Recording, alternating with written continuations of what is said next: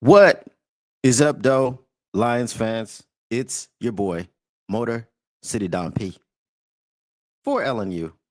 But one thing is for sure whenever you see me, you know this one thing, and it's that the Motor City Cats back at it came to give you stats, not none of that static. Whatever you do, make sure you keep your Lions news pragmatic. And it is what it says that it is. I know y'all seen the thumbnail. It's the final countdown. Da-na-na-na. Da-na-na-na-na. You already know what it is. The NFL draft is just 3 days away, and we got some things that we're going to have to get into. And I know you probably know some of the things that we're going to talk about right now. We're going to talk about them because we got to talk about them. Did y'all hear the Albert Breer report? Did y'all hear the Albert Breer report? It's a spicy meatball. And when the meatball is spicy, you know we got to get into it. You know we got to chop it up. And you know we got to talk about it. So does anybody know what I'm talking about? Let me know if you know what I am referring to when I say the Albert Breer report. Because Albert Breer said some things that were very inflammatory, and it's been percolating around the NFL sphere. It's been percolating around the Lions sphere, and we've talked about it a few times. But apparently, this thing now has legs.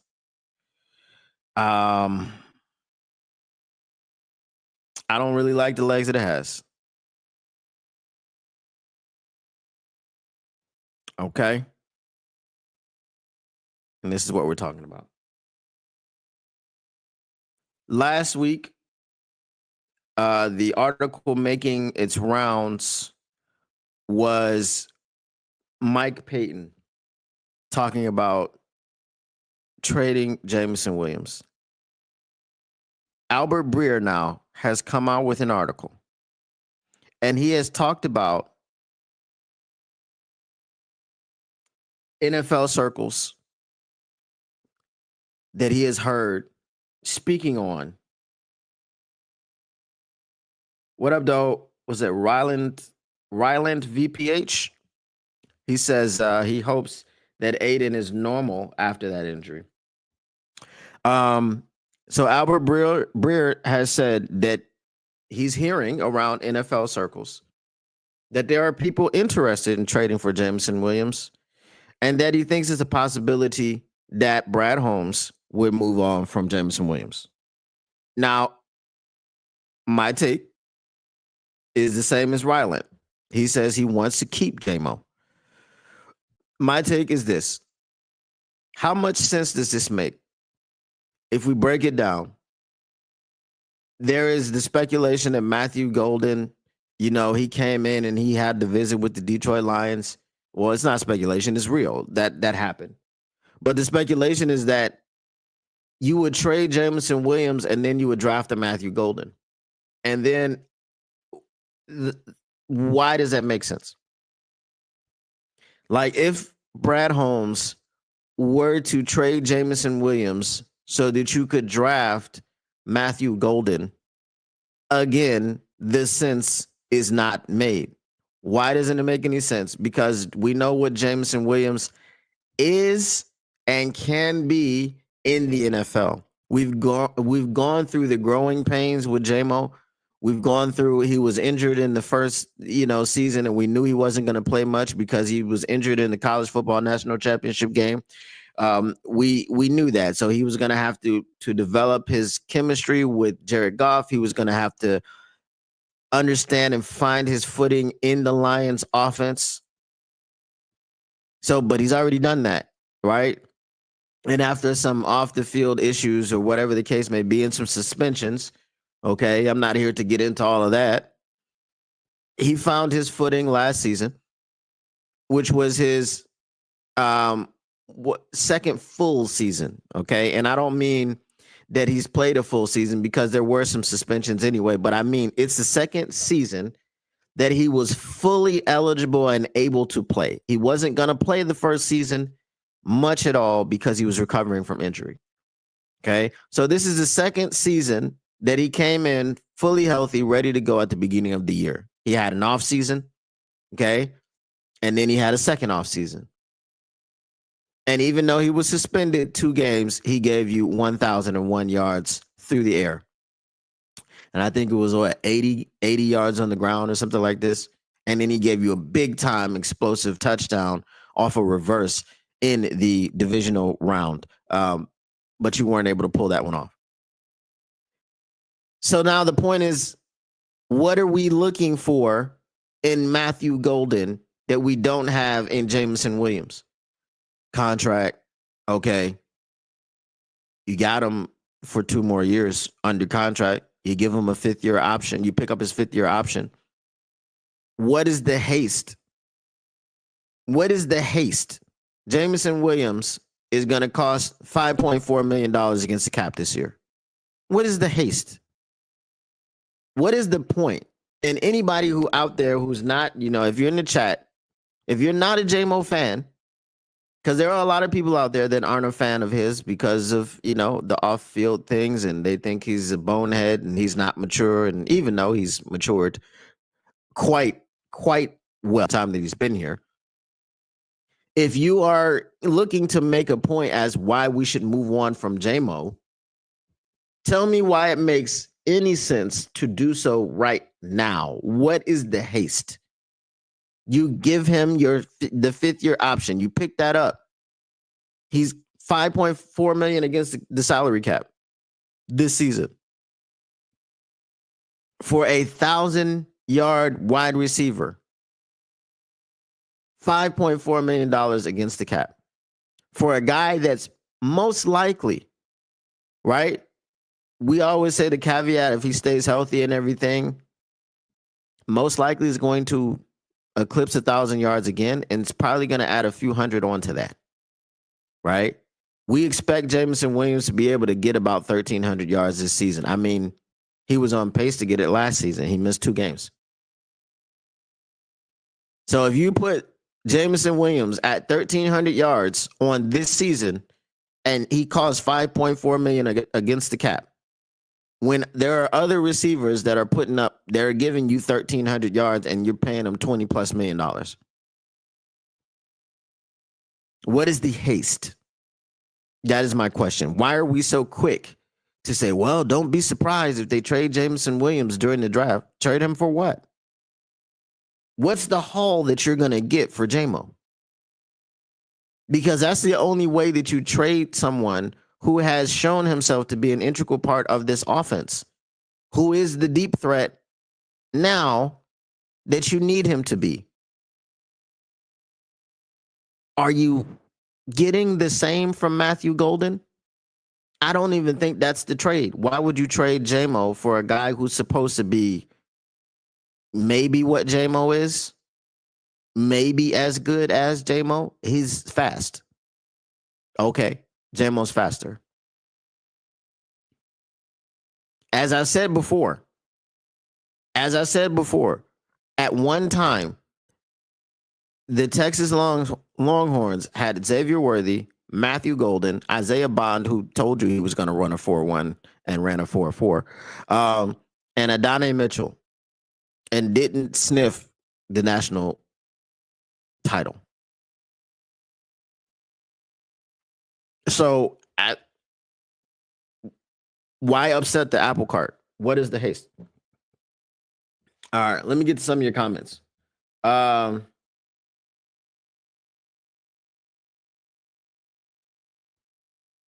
Mitch says the haste is draft capital with 2 years left. You will get more.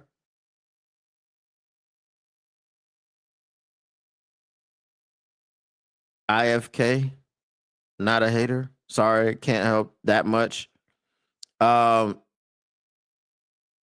my question is, if we're talking about draft capital, how much are you getting for Jameson Williams? And why not get another year of service out of JMO? Of course, other teams want him. He is not going anywhere. Brad loves JMO. He said it in his last press conference. Okay. Um,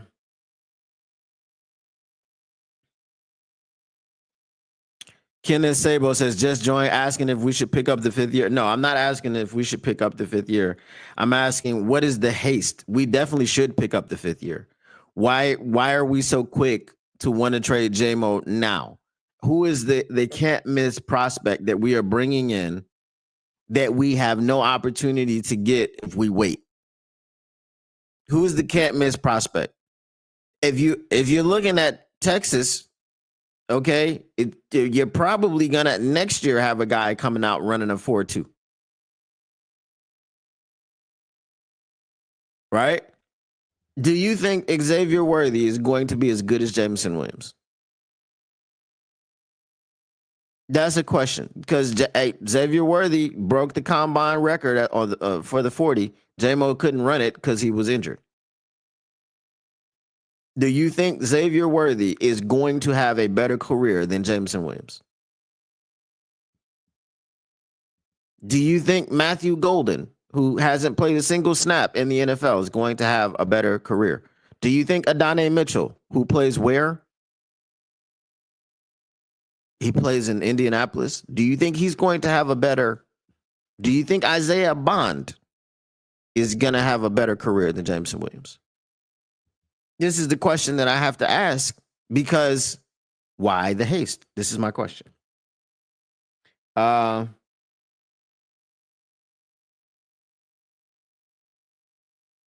Mitch says, you know who else was fast? Darius Hayward Bay. They loved his speed. How long did he last? 3 years? Wasn't very good. What up, though, Just a Fan? What up, though, Tactical Sport?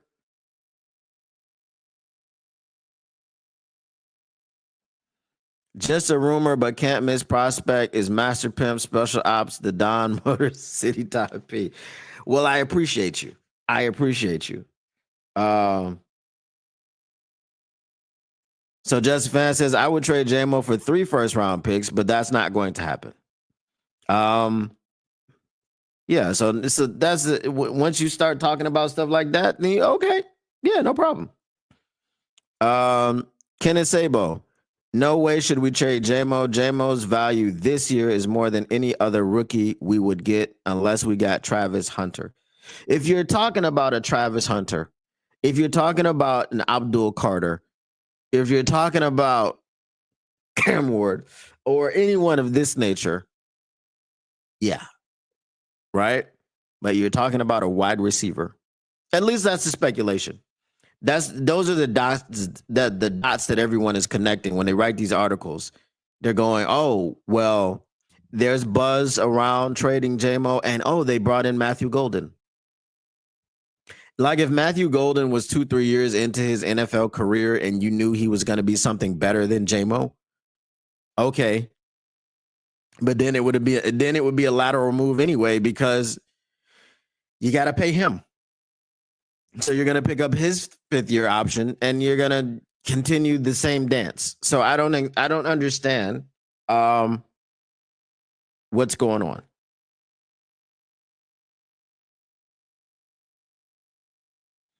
Joey, Detroit Lions, we're all good, buddy. How about you?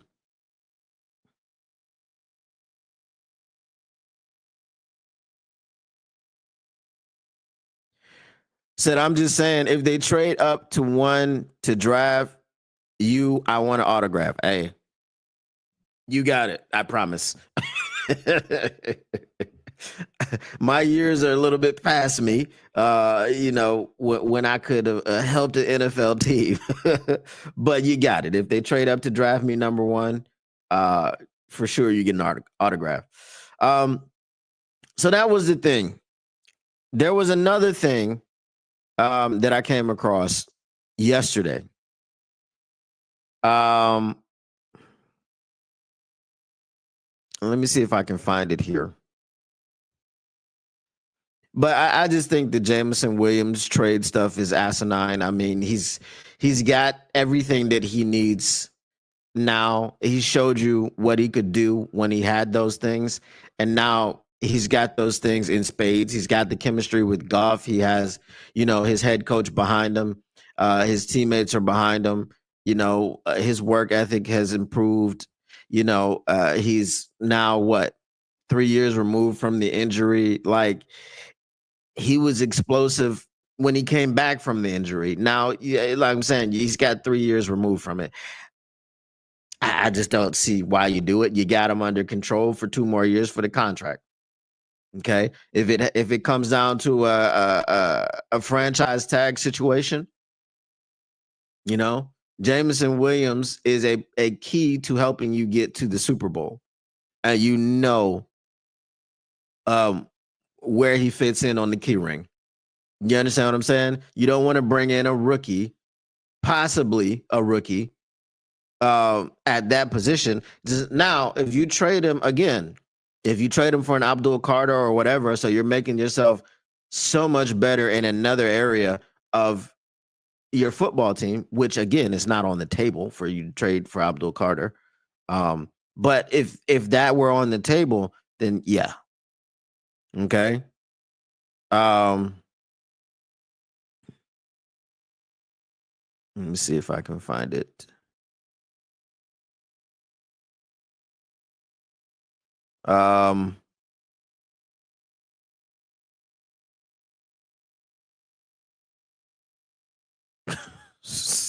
the Detroit Lions had the Detroit Lions had top 30 visit with the grittiest RB in 2020 NFL draft. We don't care about running backs on this team because we have our two. Let's see. What's his name? Cam Scatabo for a pre-draft visit. Anybody like Cam Scatabo?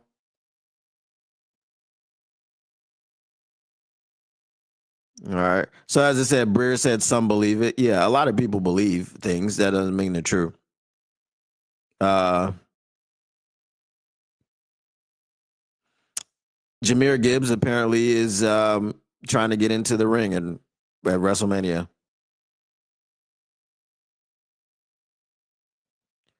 I don't see it.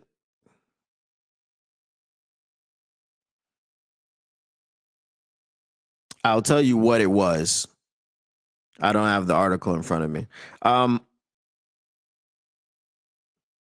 Hutchinson completes rehab. Lions not discussing deal with Zadarius Smith.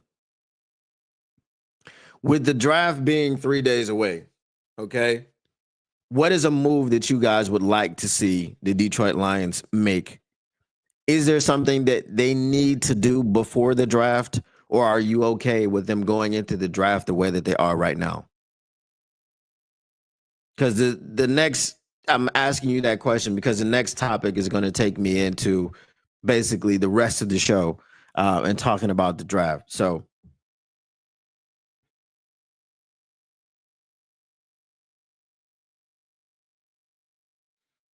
Kenneth Sabo says draft season equals season of lies. Don't even take the word of your own GM. It's all positioning. Yeah, that's true. That's because they're all thinking about fantasy football. um, I got a feeling in Jamaica Gibbs is not going to get to sucking contract living with Detroit Lions. Um, are you not a Gibbs fan? I find it very hard to question Brad Holmes after what that man has done with this team. Okay. Not questioning, just is there anything that you would like to see them do?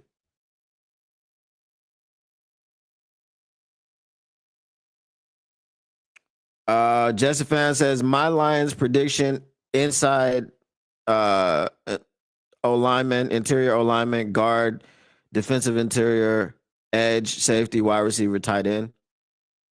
Um, I wouldn't be opposed to that. I'd like to get the defensive line stuff over early. um, so I think that they need to re-sign Zadarius Smith, but I don't think they will do that. So I guess I have to be okay with it. I, what I really think that they're doing, because Brad did say that it's in the court, or the ball is in Zadarius Smith's agent's court. So we're waiting on what the agent comes back and tells us. And obviously, at this point, unless it's a supreme shocker of a deal, Zadarius Smith is waiting until after the draft to see where he fits in the league, who's willing to pay. Because at this time, that's the best thing for a player. If you're talking about the player and the money, the best thing to do is to wait till after the draft, because then everyone sees what they need, right? You go to the draft, you see who you can get, you like your guys, you go with it, you feel like you need an edge rusher, you hit up Zadarius Smith, right? So that's what they're doing.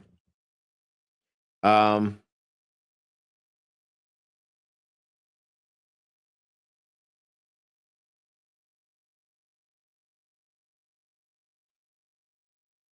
all right.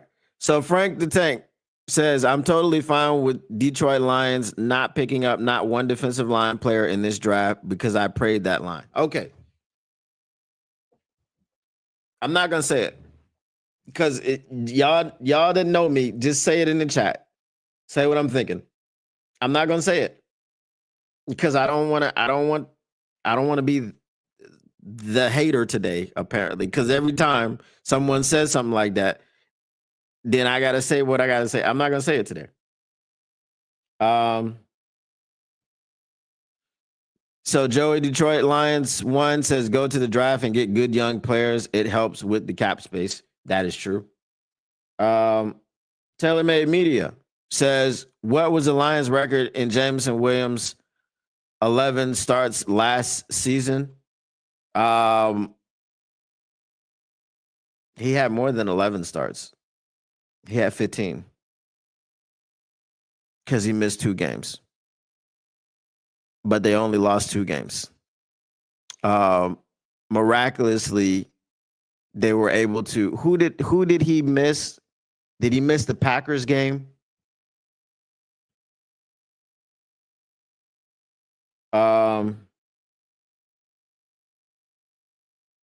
Travis Hunter, but yeah, not happening.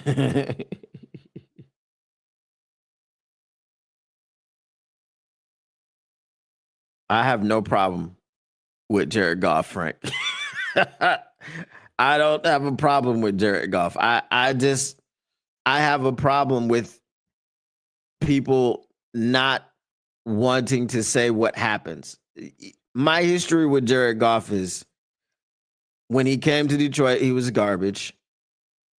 Then he improved and he played better and he won me over. Okay? And anybody who's on this football team who has a bad game, I think it's fair to talk about it. Right? And it doesn't matter who like Jahmyr Gibbs is one of my favorite players on this team. If he has a bad game, I'm going to say he had a bad game. I'm going to criticize it. If he has a game where he fumbles the football 3 times and we lose the game, he lost us that game. That's just the reality of it. I don't think he's a bad player. I don't like him any less. He just played a bad game. Right? I don't have the vitriol for him, or that doesn't make me a casual, or you know what I mean? Like if you play a bad game, you play a bad game. These are humans, right? They're not infallible. This is why we love sports, because we're all humans and we all play the games, and you all if you played football before, you and you were on offense, you probably turned the ball over. You probably fumbled. I never fumbled, but other people probably did. I had one situation where my quarterback hit me in the elbow because he couldn't put the ball in the pocket. That was the closest I had to fumbling. But you probably did something, and you're human. So just like you're human at the little league level, at the middle school level, at the high school level, at the college level, you're human at the NFL level. You make mistakes. It's okay. And if you make mistakes and you play for my team and your mistakes cost us the game, I'm gonna talk about it. That's all. That's it. Now, if I want you off the team, I'm gonna tell you I want you off the team. When Jared Goff first got here, I wanted him off the team. I haven't said anything about that since he evolved and developed. Haven't said it at all.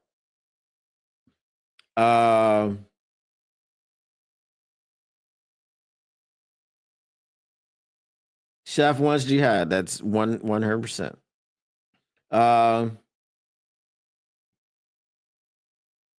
Which games did Taylor made? Which games did he not start? Because he was the number 2 wide receiver for the whole year. I imagine that what is likely to happen if we pick at 28, it'll probably be an O lineman or a DT. If we're drafting an edge, I hope we trade up to get someone better than who will be available at 28.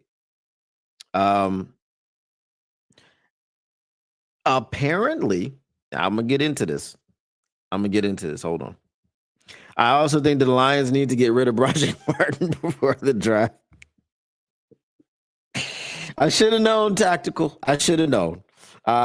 He said, I don't see that happening, so I guess I had to be okay with that too.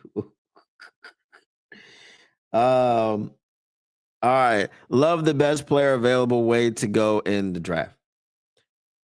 Okay. James Pierce. So the article that I was looking for that I couldn't find that I probably should have saved. The James Pierce situation is a confusing one to me. Because on one hand, we've got so many reports about James Pierce. It's not confusing. I take that back.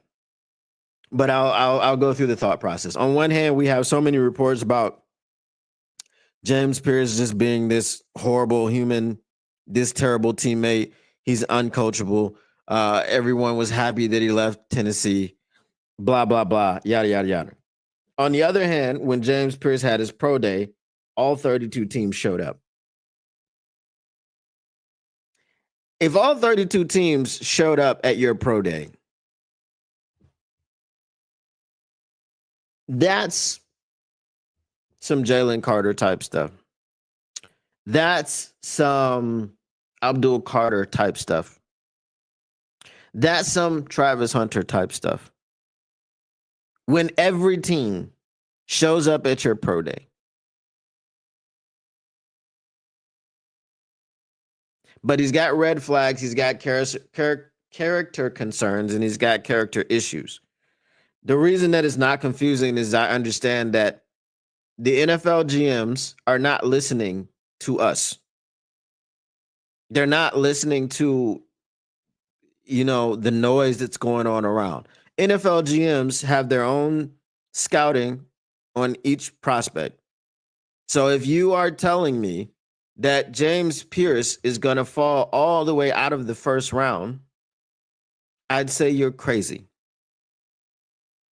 But what I will tell you is that if James Pierce takes a tumble down the draft board and he gets to number 28, you've got Aiden Hutchinson, you've got Aleem McNeil, you've got DJ Reader. You would assume you have DJ Reed, right? You have Alex Anzalone, you have Derek Barnes, you have Jack Campbell, you have Brian Branch, you have Kirby Joseph. Why did I name all of these people? Because along that defensive line and in that linebacking core and in that secondary, you have a bunch of people who are dogs. You got a bunch of people that are accountable. You have a bunch of people that are either leaders or have leadership qualities. I think Terrion Arnold has the ability to be a leader, but he's going into his second year and he needs to, improve some things, with his play before we can call him a leader, right? But he's in there. I think, especially, and we're just talking about the defense. We know we got Amon Ra. We know you got Jared Goff. You got Panay Sewell. Panay Sewell was straighten James Pierce all the way out. Pause. Okay. I think you have enough of a locker room. I think you've built enough of a culture that you can take a gamble on a guy who has character concerns, but he's a freak athlete and he's a damn good football player. Y'all remember Charles Haley? Y'all remember Charles Haley? What did he do? Where did he go and they immediately started winning Super Bowls? Y'all remember Deion Sanders, who was supposed to be this, he's supposed to have character concerns too because he's just so arrogant and he loves money. He doesn't care about football. What did he do? He goes to places and they start winning Super Bowls. Now, am I saying that James Pierce is your key to winning the Super Bowl? I'm not saying that because he's a rookie, right? But for those of us that are clamoring for a defensive lineman, an edge, we are doing so because we believe that we are an edge rusher away. Sorry, Mr. Davenport. If you can stay healthy, I'll tell y'all this. We can kumbaya on this. We can break bread. If Marcus Davenport stays healthy for 15 games, we're going to be one of the highest sack getting, pressure rate defensive line in the NFL. 15 games. That's all I need from Marcus Davenport. I don't need all 17. I need 15 games and playoffs. And I need him to play in the Super Bowl and be effective in the Super Bowl.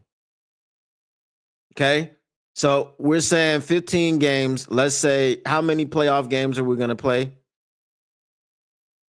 3 to 4, right? Okay.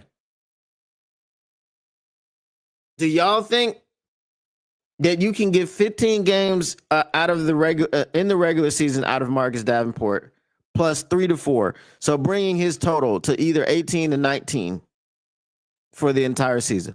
Do you think that we can get that out of Marcus Davenport? I'll wait.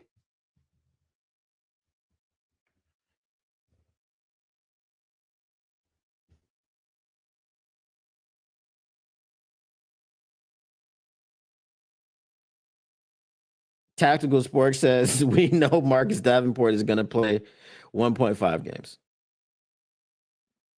Yeah, that's the 1 in the 5 that I would think is closer to than 15.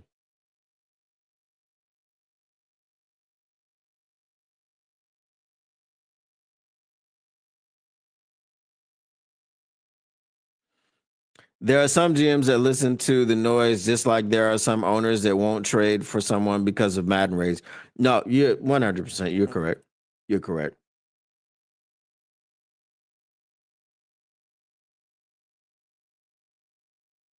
Charles Haley is in the Pro Football Hall of Fame. Yes, yes. And I'm not comparing. I'm not comparing Charles Haley to James Pierce in their ability. What I'm comparing them to is Charles Haley was a knucklehead. Okay, Charles Haley was a knucklehead. But when you take a knucklehead who's extremely good and you put him into a strong locker room, he doesn't destroy the team from within. And that's my point. He doesn't destroy the team from within. If you're looking at a James Pierce and you're going, well, we can't draft that guy because he has character concerns and he's a bad teammate and he's this, that, and the third thing. Okay. maybe what happens with James Pierce is he takes this tumble and he's sitting in the green room. I don't know if James Pierce is going to the draft. Okay. If I was James Pierce, with all the stuff that's swirling and going on around me, there's two plays. You can go to the draft with the intention to have your chin up and show people that you have good character, and that as you see yourself tumble down the draft board, it doesn't affect you and you remain steadfast in all these things. And then people will look at you and they're like, man, maybe we were wrong about this guy, which is probably the best thing for James Pierce to do. Right? It's probably best if James Pierce, this is the perfect scenario for James Pierce. Not this perfect scenario for the Lions unless they trade up. But this, the perfect scenario for James Pierce is that he goes to the draft and he doesn't hear his name get called on day one. And unbothered, undeterred, he comes back on game two and sits right back in on day two. I said game two. He comes right Pistons. He comes right back on day two and goes and sits right back in that green room with his chin up, laughing, joking around, looking unbothered by the fact that he has tumbled down the draft board. And then he gets picked and on day two, and he's so grateful and thankful and humble when he gets up to, hug Roger Goodell and they put the microphone in his face and ask him about some things. Okay. What James Pierce should not do is the Dallas Turner. Okay. Do y'all remember what Dallas Turner's face looked like and his mannerisms and everything when he got, now no one cared because Dallas Turner didn't have character concerns. So when he got up there, it was like, oh, well, Dallas Turner's just pissed because he slid down the draft board and he thought he should be drafted higher. James Pierce having character concerns, all of that stuff is going to be perceived differently. Okay? So he can do a little PR thing by going to the draft and not getting drafted in the first round. That would be excellent PR for him. Because then people will be like, well, yeah, he looked, right? There were people that thought Jameson Williams was pissed off because he got drafted to Detroit. Just because they looked at his face and he's not smiling. Oh, he's not happy to be here. Right? So James Pierce can do the exact opposite for himself and help himself and get some of the pressure off of him, because obviously there's going to be a microscope on James Pierce because he had all of these concerns and all this stuff. Oh, he's a bad, person. He's a bad, teammate, all these things. He's uncoachable, right? So people are going to be looking for that. So if I was James Pierce, I would go to the draft regardless of what happens. And I would have a smile on my face the whole time.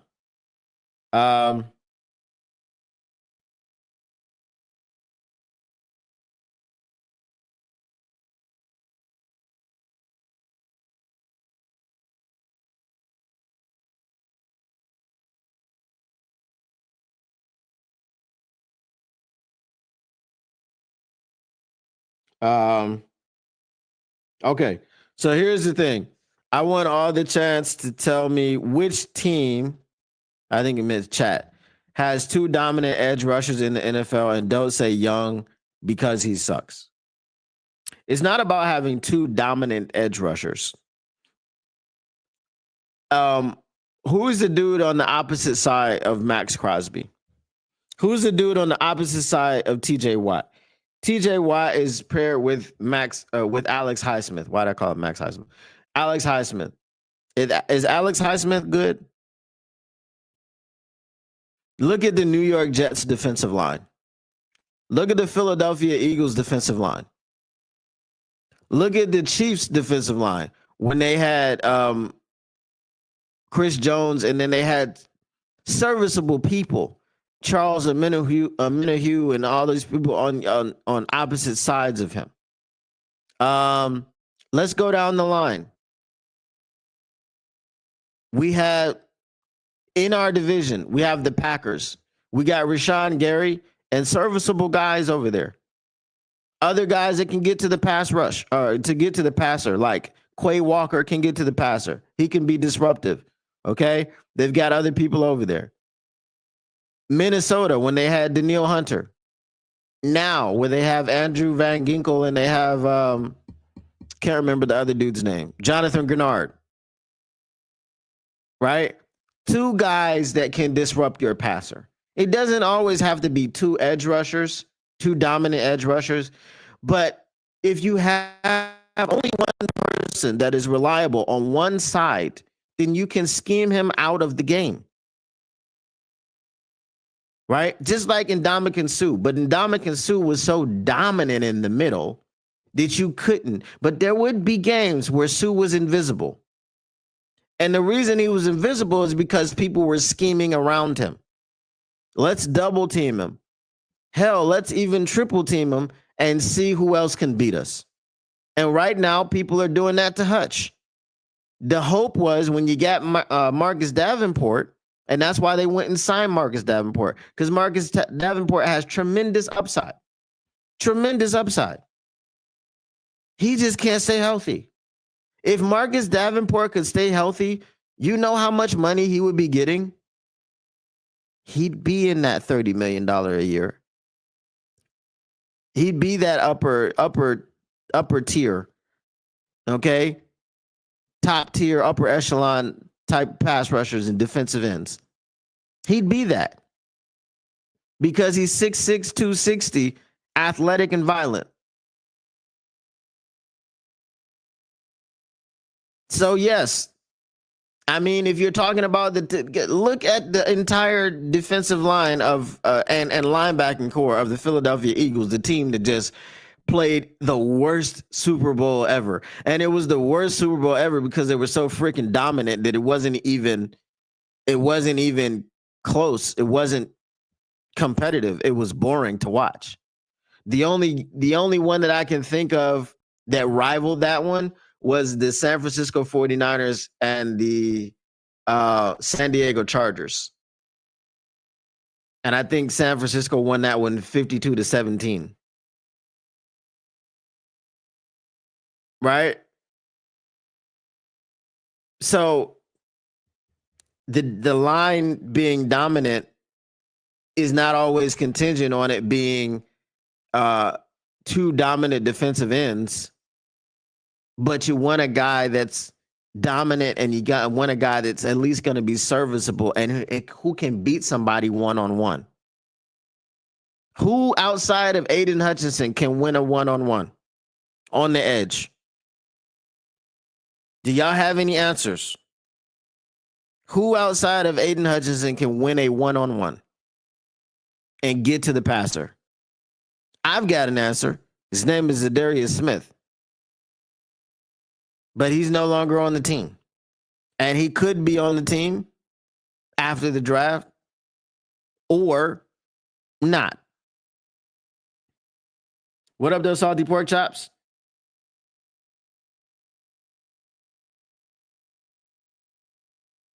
All right, so here we go. Marcus Davenport says we all know he'll play 1.5 games. Not a chance he plays 10, much less more. Okay.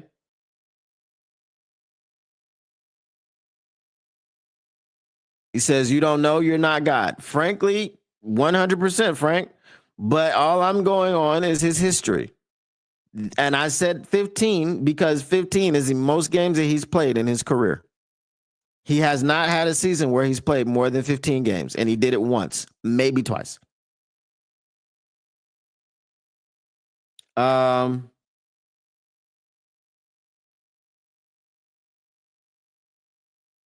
There's only 10 guys going to the draft because Green Bay sucks. Fun fact, Marcus Davenport has only played 15 games in a season once, right? Yeah, that's what I just said.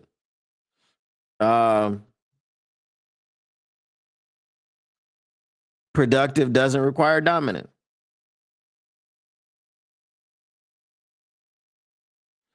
I thought Highsmith was an LB, but he's a pass rusher.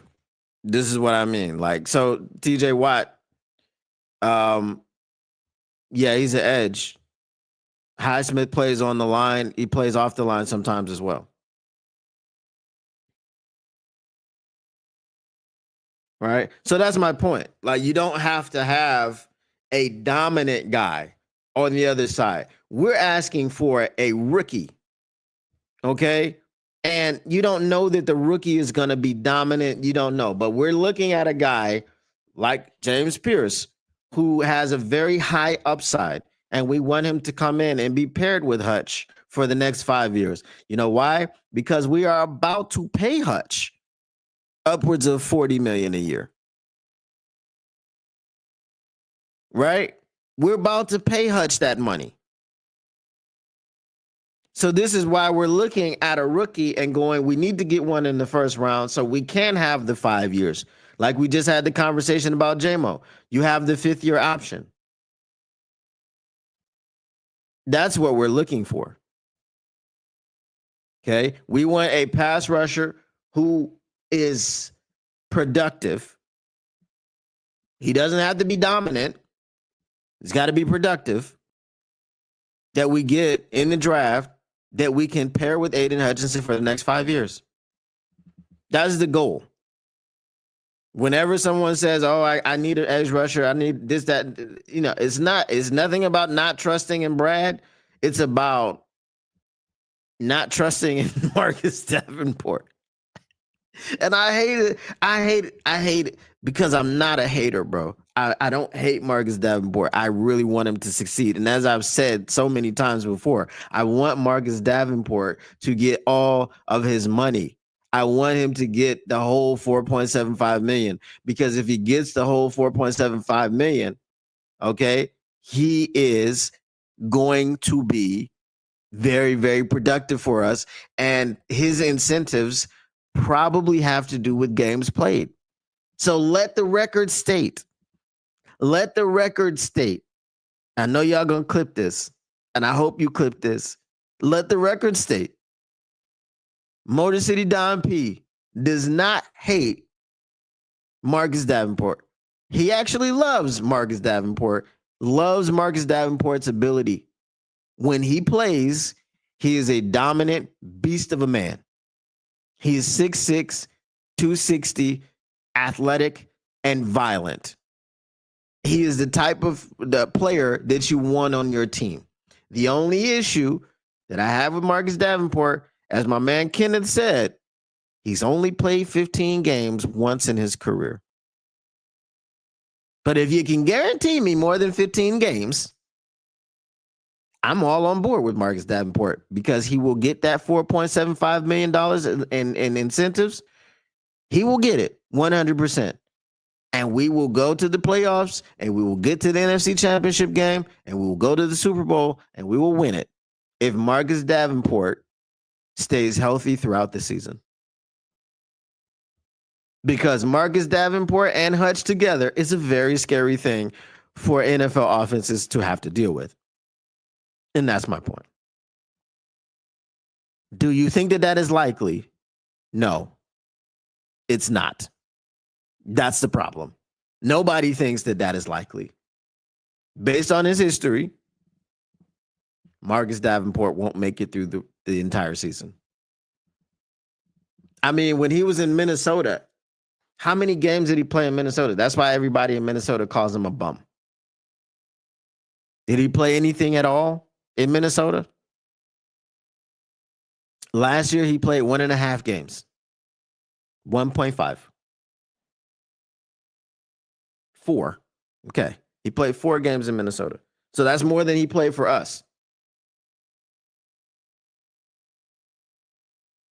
But Minnesota fans are calling him a bum, but I get called a hater when I just point out the fact that he doesn't stay healthy. Make that make sense. I don't know why. It doesn't make any sense. All right, real quick. Let's go through this mock draft. Um,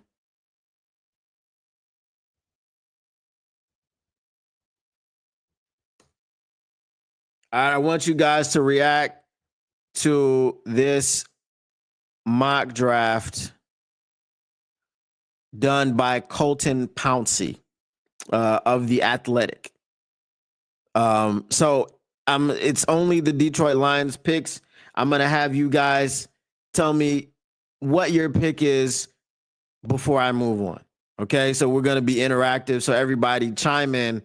Tell me what your grade is on the pick. Do you like it? Do you not like it? If you give it an F, why? If you give it an A, why? Things of this nature. Okay, are you ready? Um, so we'll start off with the article. Lions GM Brad Holmes has probably seen a mock or two. He's aware of his team's perceived needs, even if he might not necessarily agree. And at this point in the calendar, just days away from the start of the 2025 NFL draft, Holmes is imploring folks to sit back, relax, and let the chips fall. He says, I don't understand why people can't just watch the draft.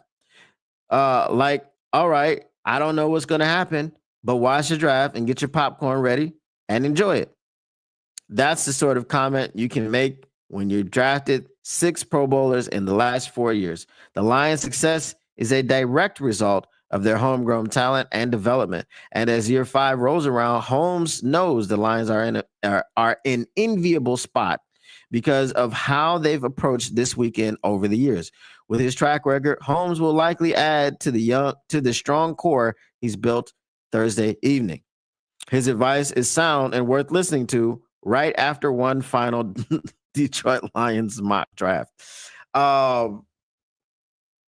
Hopefully, I will have some news on this front, bro. I've been working really, really hard. I'm working on my own mock draft app.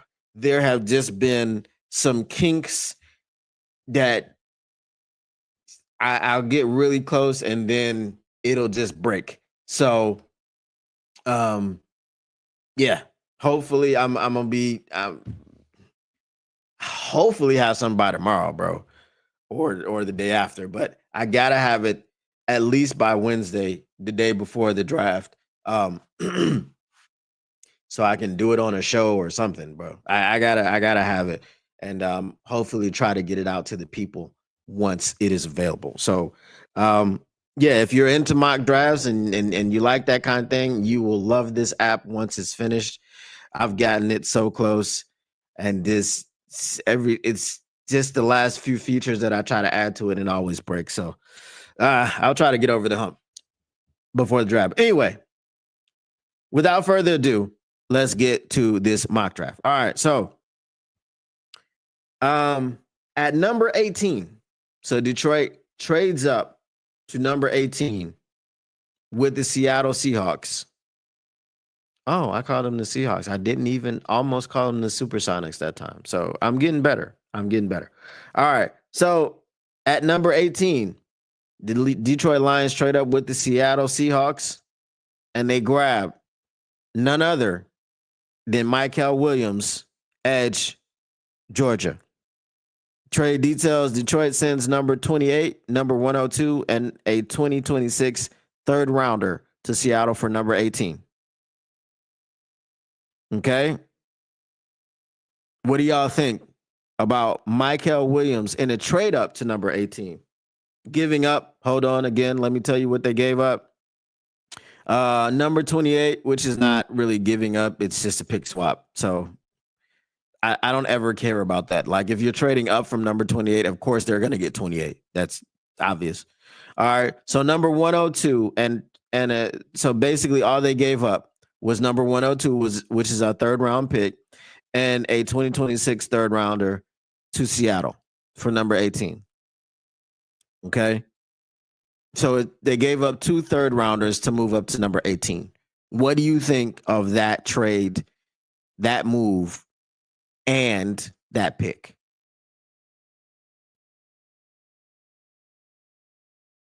Frank the Tank says, no way. Why is that? What up, though, Lisa Di Lorenzo?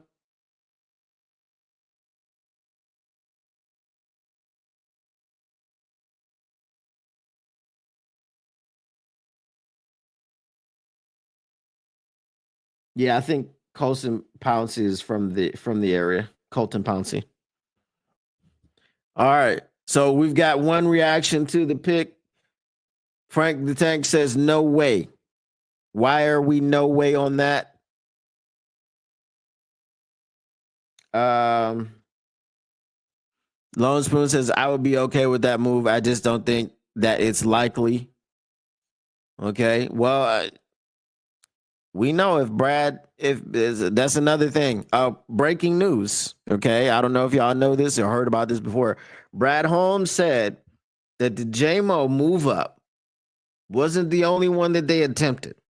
So they've attempted big moves up like that in other drafts. So when you say that, is it really BPA? I'm just saying, because we know how far they had to move up to get JMO. So now the question is it really BPA when you say we made attempts to do that outside of getting the JMO deal done? We made other attempts in other years. Lisa says she missed the pick. Okay, I'll tell you with the pick. Again, the Detroit Lions move up to number 18 in a trade with Seattle to select Michael Williams, edge Georgia. Detroit sends number 102 and a 2026 third rounder to Seattle for number 18. So basically, 2 third round picks. Again, I don't count the pick swap. We already know you're moving up in the first round and they're moving back to your place. So I don't count the pick swap.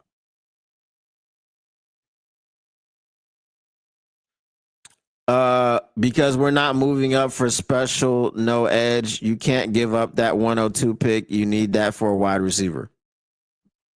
Okay. So we need a third round wide receiver more than we need an edge. Mizzou. Okay.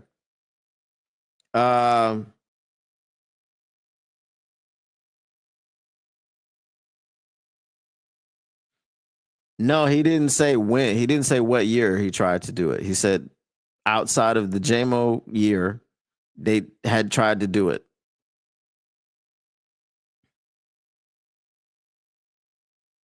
Not crazy about the trade up, giving up 2/3. I like the player at 24. Okay. Trade with Minnesota. I don't know if Minnesota is open for business with us too much anymore. After we got JMO from them, and after we got Brian Branch from Green Bay, I don't know if the NFC North is really willing to trade with Brad Holmes too much anymore.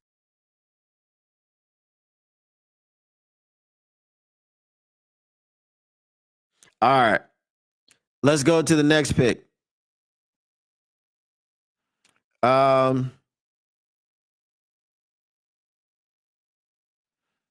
So in the analysis, it says for a GM who's all about drafting the right player, not position, this checks out. If you love a guy, don't hesitate to get him, especially when you have one of the NFL's most complete rosters. All right.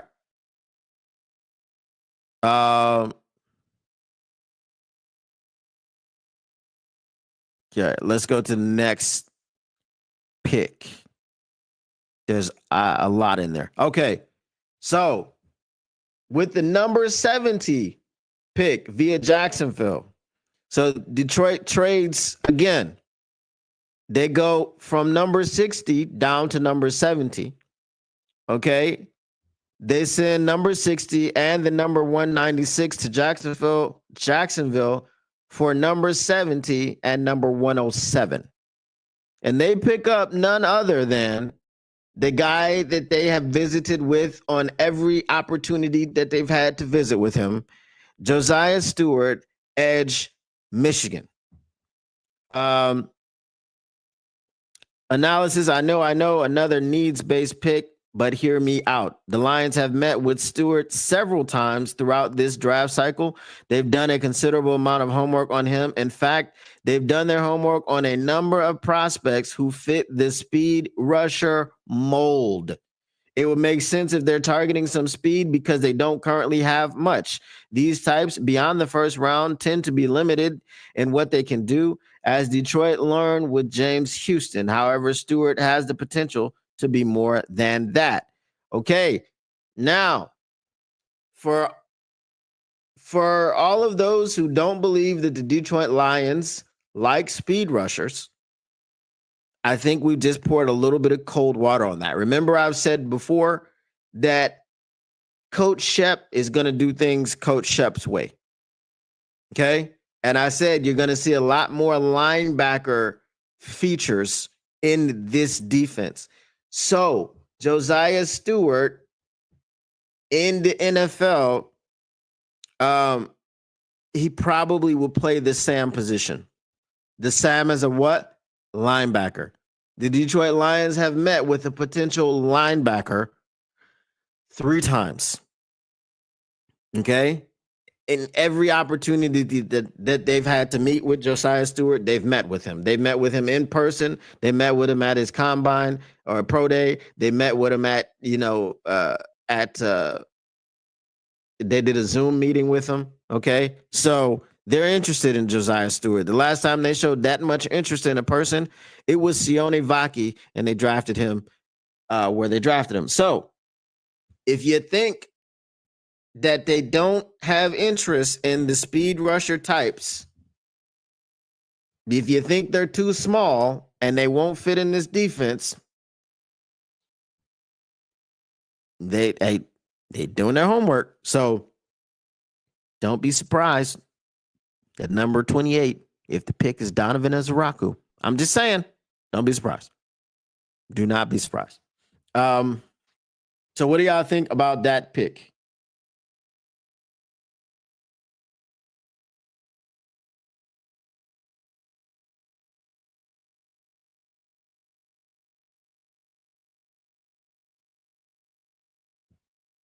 Porter from Seattle. Which Porter is that?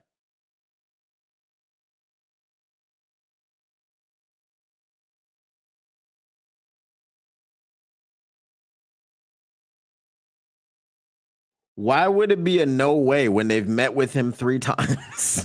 They literally have met with him at every turn.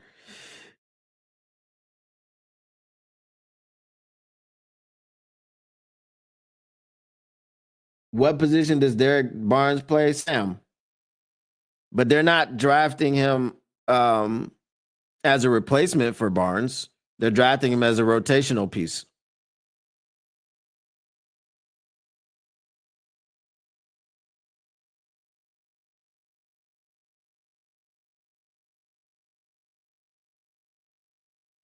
The Detroit Lions pick up. Hold on. You know I'm reading someone else's mock draft. This is not my mock draft, right? I'm just saying, this ain't my mock draft.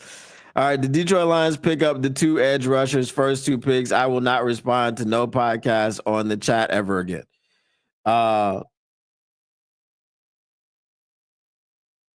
Yeah. So again, this isn't my mock draft. I'm just asking y'all what y'all think of it. I like Stewart from Michigan. Okay. All right.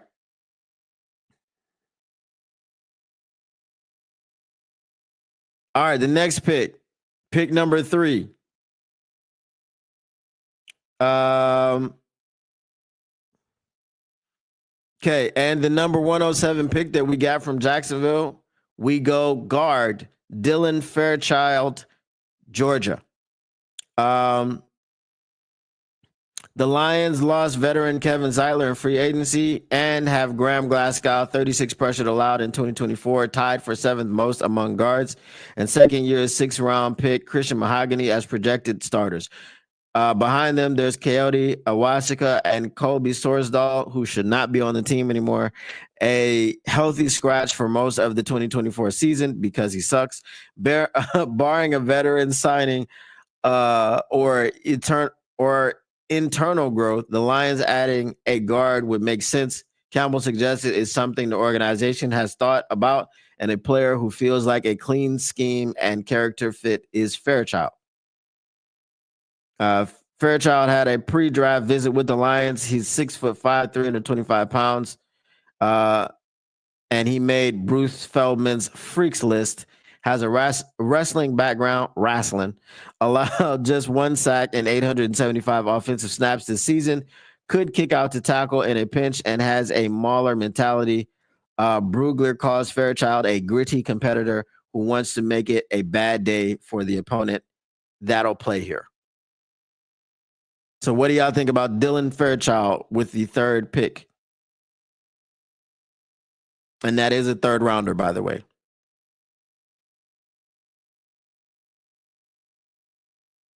Can Josiah cover the flat, or can Derek Barnes cover the flat? Lisa Lee Lorenzo says, I love the Josiah Stewart pick.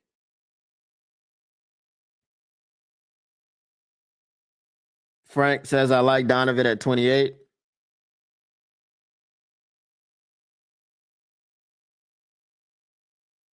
So which person are you asking, can they cover the flat? So then I can answer that question because I don't know which one you're talking about. So what do y'all think about the Dylan Fairchild pick? Number 107 overall.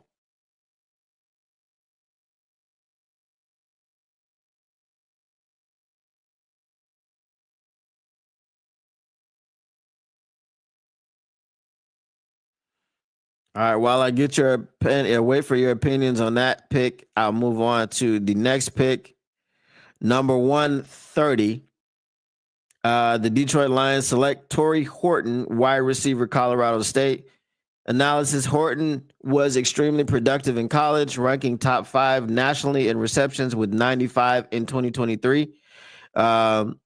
He was on pace to break the Mountain West record for career receiving yards, but a knee injury limited him to just 5 games, falling 35 yards shy.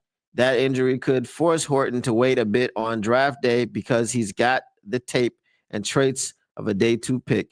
He's got a 4.41 speed. He's got 4.41 speed at 6'2", including an in-game miles per hour of 22 and a half. He knows how to separate and has a feel for the soft zone. He's a 2-time team captain, can return punts, and stayed loyal to Coach Jay Norvell despite SEC interest to transfer. He's not the big body X receiver and needs to get stronger as he faces NFL corners in press, but he'd be a strong day 3 addition to a receiver room. The Lions want to add youth to the position, and Horton is a prospect who could help early in his career. I would not be opposed to drafting a wide receiver in the 4th round. I think that's probably where we should address a wide receiver. Lisa DiLorenzo says, I do like the draft so far. Tactical Sports says, I would be fine with the Fairchild at 107. Josiah also, what's Fairchild's measurables? I think it was 6'5", 325. Can Josiah cover the flat? Yes, in limited situations. He has to get better in coverage. But he did cover at Michigan. He covered some.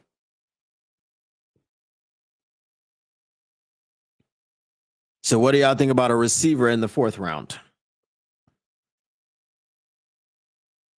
And then I'll move through this. We got 2 more picks. We got number 228, Craig Woodson, safety, California. Analysis: if you play safety and your last name is Woodson, you're bound to be good. No, that's not what it says. All right.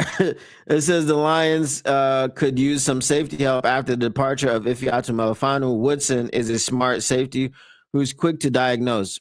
Per Brugler, Scouts say Woodson is an A+ person, which should put him in a favorable light with this front office. He's a good, not great athlete, but that's fine at this stage of the draft.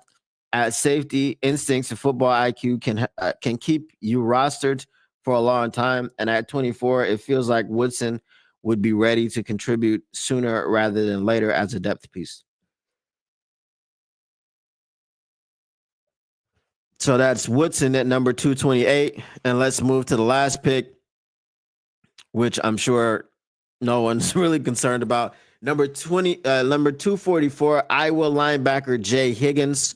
Um, so analysis, I think the Lions are gonna love Higgins. He was a tackling machine at Iowa, like Jack Campbell, racking up 295 over his final 2 seasons en route to All-American status. He was also a two-time captain at Iowa, following in the footsteps of Jack Campbell. If it were 1982, he'd probably be a first-round pick, but alas, it's not. Higgins' lack of size and speed could limit his overall value in the modern game, but his instincts, ability to contribute on special teams, work ethic, and personality should make him a locker room favorite and keep him rostered. When you're drafting somebody in round 7, the last pick of your draft, he's probably going to be a special teams player.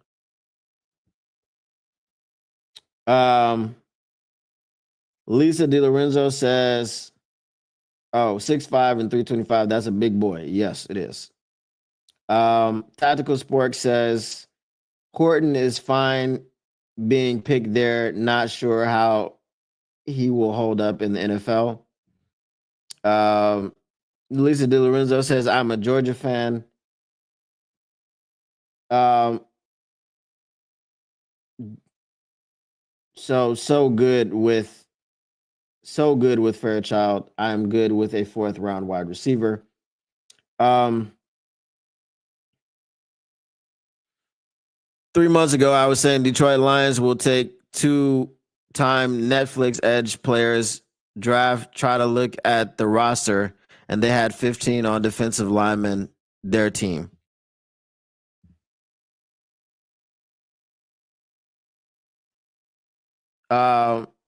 Lisa says, "I do want a Tim Patrick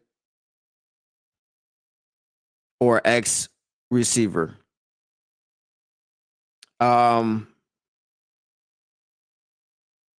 I don't know what we're gonna do at receiver. I'm gonna tell y'all right now that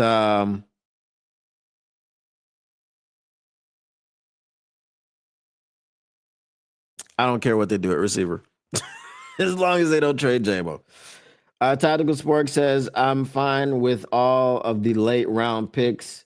Um, Not really expecting them to make a contribution next year anyway. However, let me see.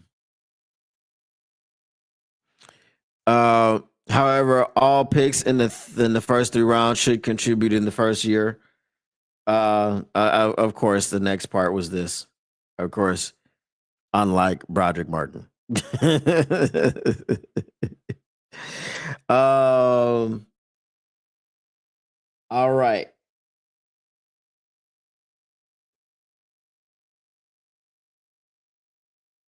Let's see.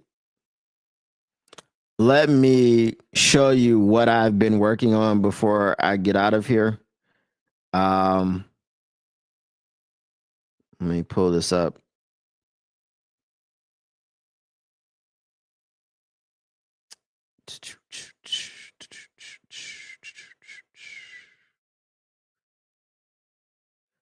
Like, I got it to a point and it was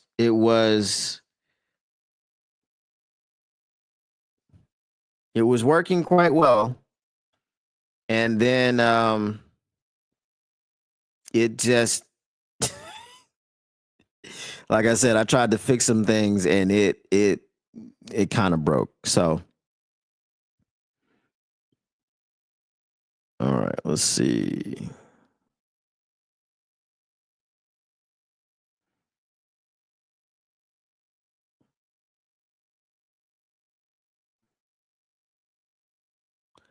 All right.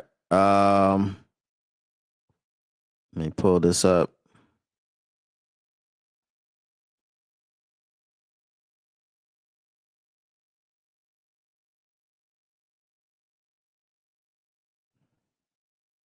Actually, do I really need to do that? I can just move this over. Okay. Yeah, so this is the simulator that I am trying to develop. Um, when I'm done with it, you'll be able to draft with people. You'll be able to invite them to your draft room and all this stuff. So I'll just give it a little bit of a run. Um, should I move myself down?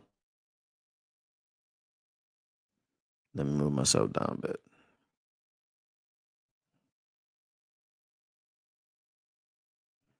Okay, put me in the corner here. All right. So basically, it looks like this.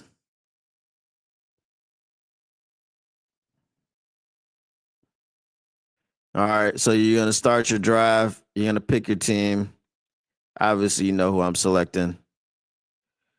Got the Lions. Um, so you got your needs, got your picks, then you got your draft board. Tennessee is on the clock. There's a trade situation where you can offer your entire draft to Tennessee. Offering them the entire draft. The crazy thing is this, right? Watch this. My entire draft is not good enough for her pick number one. And this is according to the Jimmy Johnson trade chart. All right. So they are probably gonna pick, I want to say Cam Ward.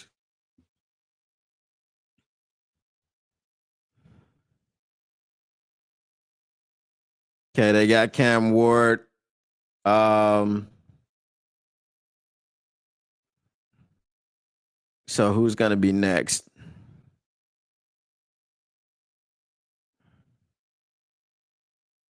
Cleveland takes Travis Hunter, number 2 overall.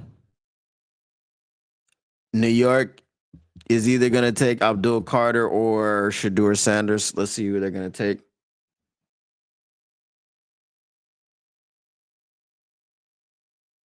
Yep, they got Shadur Sanders.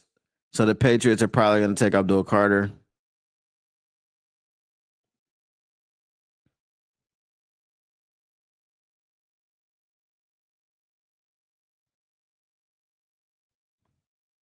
Yep. Jacksonville, probably Mason Graham.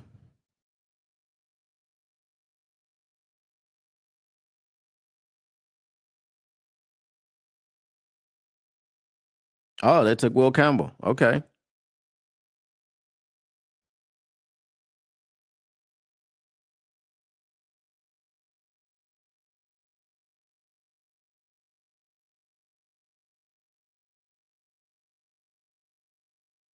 Taylor May, yes, it is. It is for sure. Las Vegas takes Ashton Genty. The Jets are going to take Mason Graham. Okay.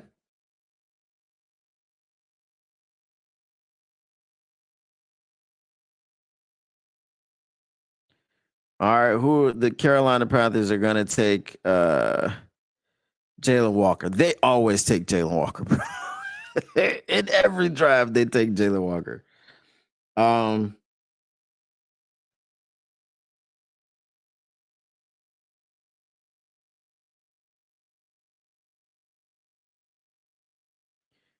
let's see. Armand Membo goes to the Saints.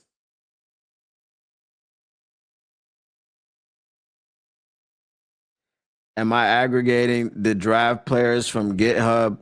So I haven't put this as a repository yet, but is there a GitHub repository that has like the draft players? If so, hit me up on Discord and show me where it is because I need it and it'll help me to fix this.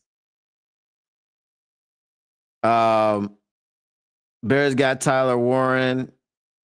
Um, Will Johnson goes to San Francisco.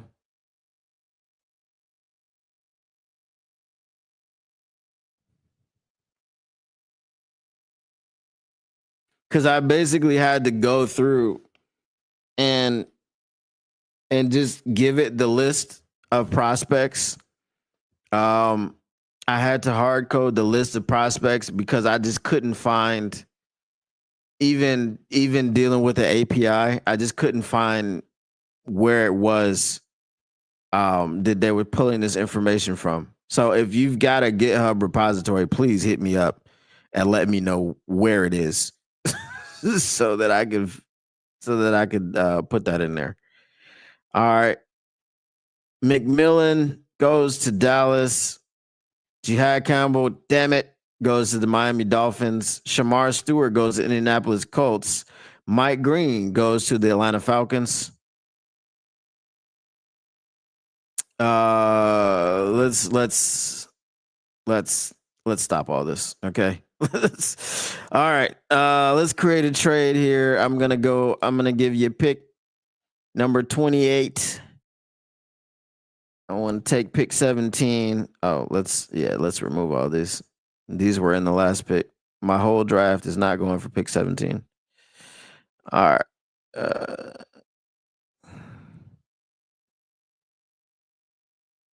All right. So pick number 28, and we'll give you pick number 102.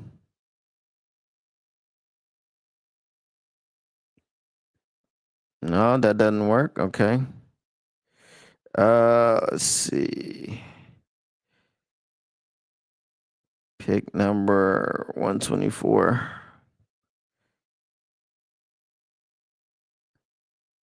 Yeah, this. Oh, what are we doing here? Why is Tennessee in this? Hold on. What the hell? That's crazy, bro. All right, let's try this again.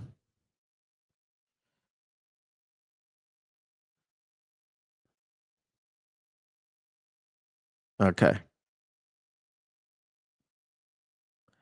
All right, now just try this one. We're gonna propose a trade. Okay, so we need one more piece in there.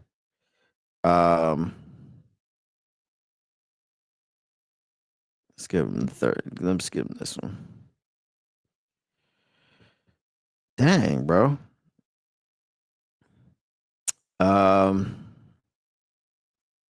I don't want to give you. Take this pick away. Yeah, that pick 17 is it's too much.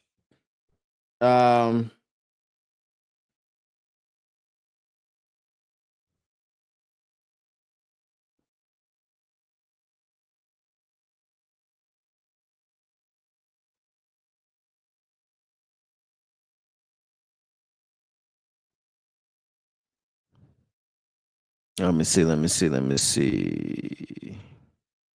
Let me go back to where I was. So who did they get at 17?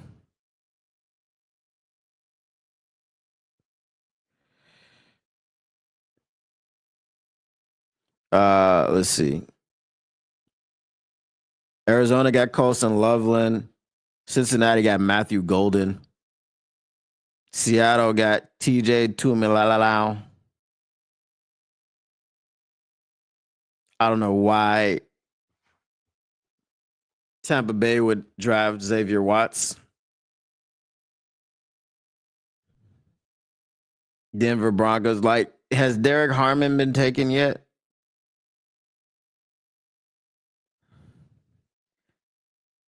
Yeah. Anyway, so it's kind of it's kind of going off the rails.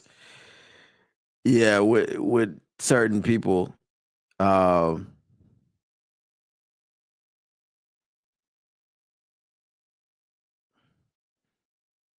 and the available people that's been broken. So yeah, it is what that is. But I'm gonna try to work on this. I'm gonna try to get it fixed. I'm gonna try to get it available to the public. Um, we'll see. The deadline is coming down. Yeah, Princely being drafted in the first. Yeah. So this is off what it was before. Before it was doing a lot better than that. So I feel like yeah, I gotta do something to make it fresh in there.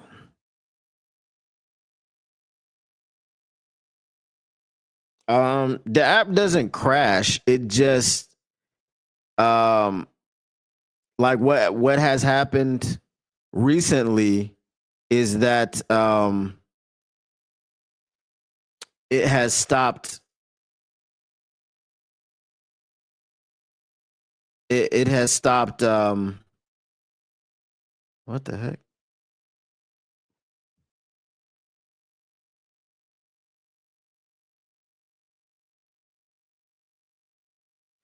Uh so the prospect pool has stopped updating, right?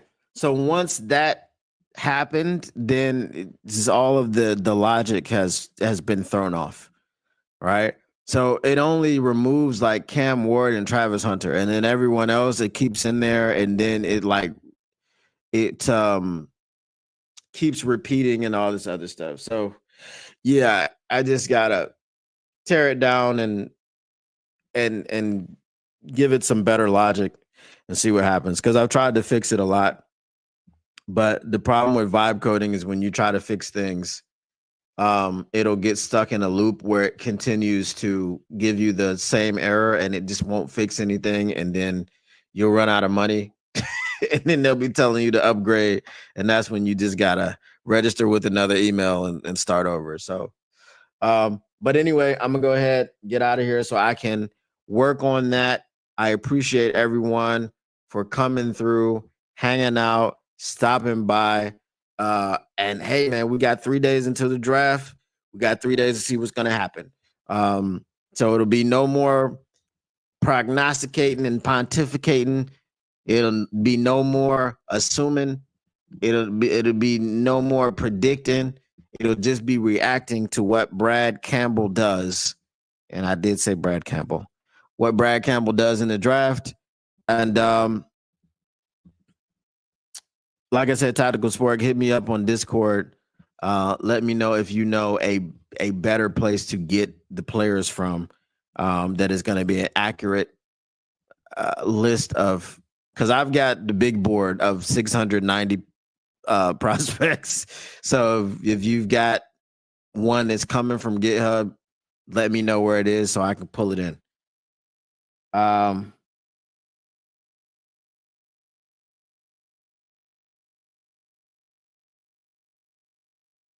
It says, well, at least it's not making last year's draftees available this year. Oh, it started off doing that. It started off doing that. I had to smack it on the arm and be like, don't you do that.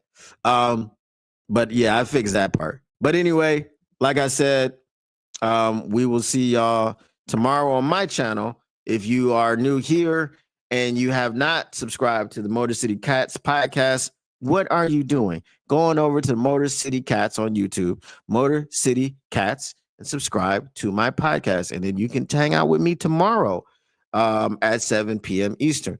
And for the draft, hang out with your boy. We gonna be live. I don't know if I will be with Derek Lion Syndicate. If I'm with him, then I won't be on my channel. So we have to try to figure out something to do so we can be live on both channels so we can get all of our people together. But anyway, once again, Motor City Cats back at it. Came to give you stats, not static. Whatever you do, make sure you keep your Lions news pragmatic, and we are out. Peace.